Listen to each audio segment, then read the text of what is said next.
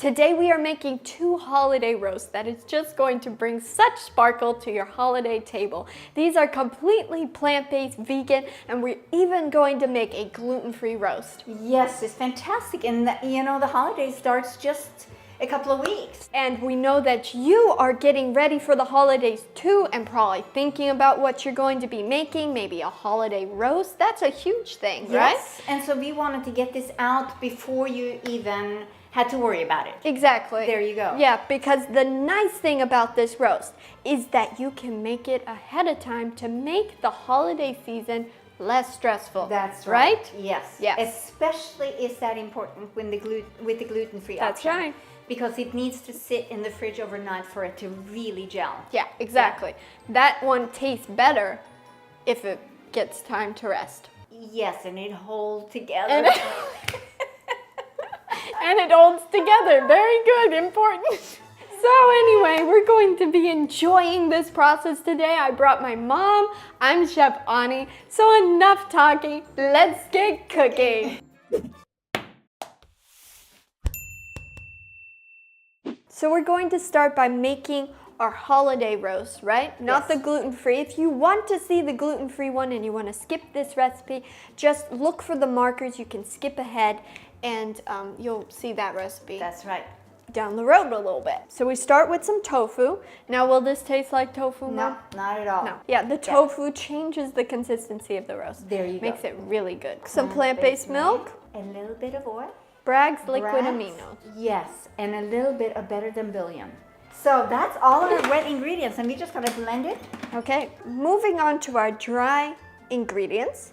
We're starting with some Vital Wheat gluten, right? Yes. Now we like the Bob's Red Mill brand. You can get that anywhere. I will leave links for the specific ingredients we use. You can find those on my website. For the detailed recipe, head over to chefani.com. I'll leave a link down below. Yeah, some tapioca starch. Some nutritional yeast flakes. Yes. This gives a good flavor. It really does. And we are going to add a little bit of chickpea flour. The reason for that is just kind of adds another little element of taste. But you could use rice flour if you don't have this. Yes. And or even regular flour. Some onion and garlic powder. Just gives a good flavor again. And this is a very nice thing to add to a roast because this is mushroom powder. Yeah, and it's probably our secret ingredient, right? It really is, yes. And we just have the dried mushrooms around, and so when we need it, we grind it up, and we have some flour, and it gives a very nice earthy tone to the roast. Adding in some sage and thyme. And last but not least, we're going to add in a little bit of smoked paprika and a little cayenne. It's not because we want this to be hot, but it adds to the flavor profile, and so it just kind of, it just adds. Oh, it totally adds. Yeah. It's very good. So we have our wet ingredients, and we're just going to mix that with the dry. And it might seem a little dry, but it actually is not. And by the time it all gets together, it's going to be the right consistency. Try to keep most of it in the bowl. Missy. All right, Ani, this roast is actually... it looks phenomenal. So we make our own stuffing. And there's a recipe on chefani.com. Yes, that's right. Yes, and it is a super delicious, moist, and wonderful stuffing. Good. And if you want to see me actually make it, there's a video with, I make stuffing with the delicata squash. If you have not seen that video, it's a really good one for this time of year. Right. And I make the stuffing in that video. So if you want to actually see it done, check out that video. We have so many holiday recipes, don't we? We do. I mean, we have mashed potatoes, holiday gravy. We have multiple roasts. So if you want to check out our roast recipes, you can check out those. Yes. I will leave all these links down below. First, we put the dough over like this. Yes. And then we actually want to meet the two sides together in the middle. And you use the parchment paper to help. Yes. Yes. Otherwise, it would be very, very sticky. This is going to be the bottom of the roast. So it doesn't have to be super pretty. Right. Because when you flip it over like this, you can see It'll be that good. it's going to be very nice shape. And then you just tighten the sides, right? Tighten the sides. Yeah. What we like to do is we like to wrap it in foil just to keep the moistness Right. inside the roast for the baking process. Moving on to our gluten-free roast. This is actually a very similar process, right? Yes. A lot of similar ingredients except for a few. So we're going to start with our wet ingredients and put them in a food processor. This is tofu based, this roast. It doesn't taste at all like tofu. No. And it has a very nice consistency and also flavor at the end.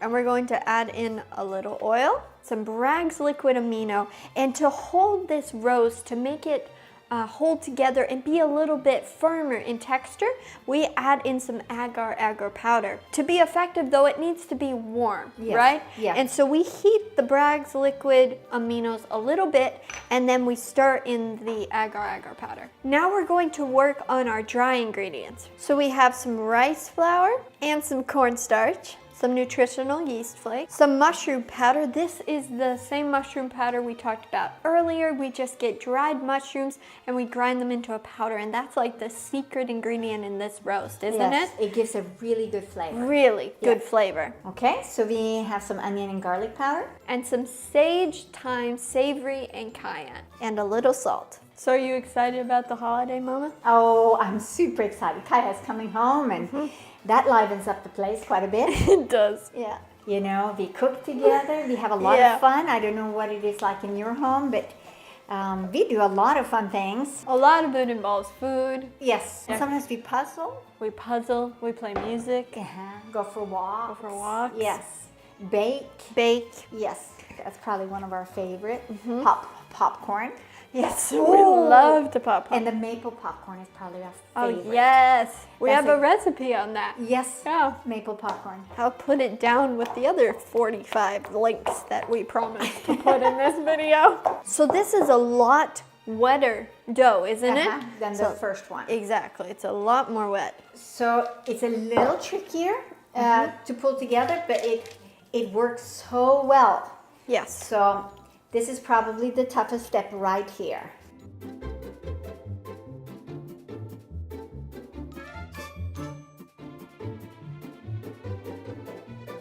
So now we're going to put in the gluten-free stuffing. You can find this recipe on my website. And now we're ready to bring it all together, right? That's right. So normally we take these two sides and pull them in, and then pull it all together, Like that. Yes. That's exactly right. glue it together, right? Yeah. So you kind of press it. And then you fold the paper down. Even it out a little bit. And this one is ready to go too. So now all we have left to do is to just bake these two, right? Yeah. And they do swell a little bit in the oven, right? But it will actually shrink back up. Yes. And the gluten-free roast is going to actually feel really soft when it comes out. So it's not ready to eat. There's another step that's super important. And that step is putting it in the fridge. That's right. For Right. several hours before serving and That's then right. reheating it.